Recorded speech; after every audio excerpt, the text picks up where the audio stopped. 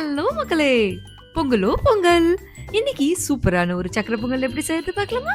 வாங்க. 1/2 கப் பச்சரிசி, 2 table spoon பாசிப்பருப்பு.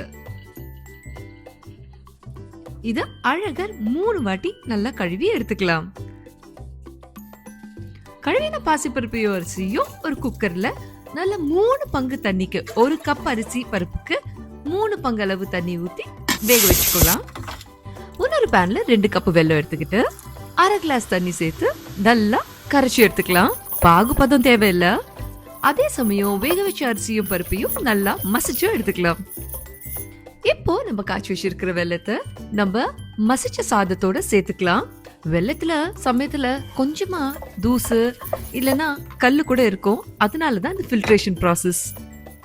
சாதத்தையும் வெள்ளத்தையும் நல்லா கலந்து விட்டுக்கலாம். அதே சமயம் ஒரு குட்டி பேன்ல முந்திரியும் திராட்சையும் சேர்த்து நல்லா வறுத்து எடுத்துக்கலாம்.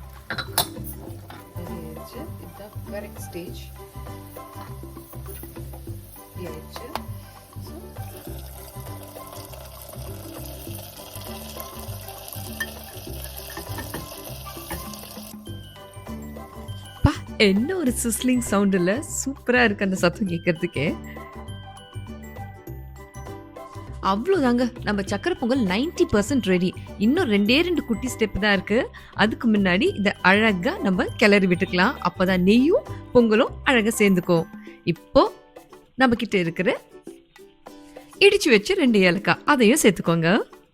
கூடவே ஒரு குட்டியோண்டு துண்டு சமையல் கற்பூரம் இருந்தா அதையும் நீங்க நல்லா நசிச்சு விட்டு சேர்த்துக்கலாம். இது ஆனா ஆப்ஷனல் தான், இல்லைனாலும் பரவாயில்ல. ஆனா சேர்த்தீங்கன்னா ஒரு கோயில் சக்கரை பொங்கல் சாப்பிட்ற எஃபெக்ட் வரும்.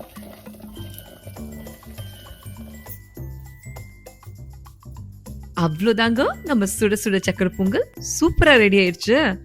நான் இருக்கிற ஊர்ல சூரிய பகவான் வெளியில வர்றதே அதிசயம். ஆனா நீங்க இருக்கிற ஊர்ல சூரியர் இருந்தாருன்னா அவருக்கு ஒரு சல்யூட்டை போட்டு ஜம்முன்னு நம்ம சக்கரை பொங்கல் சாப்பிடுங்க. Once again, happy Pongal to you all. Ta-ta!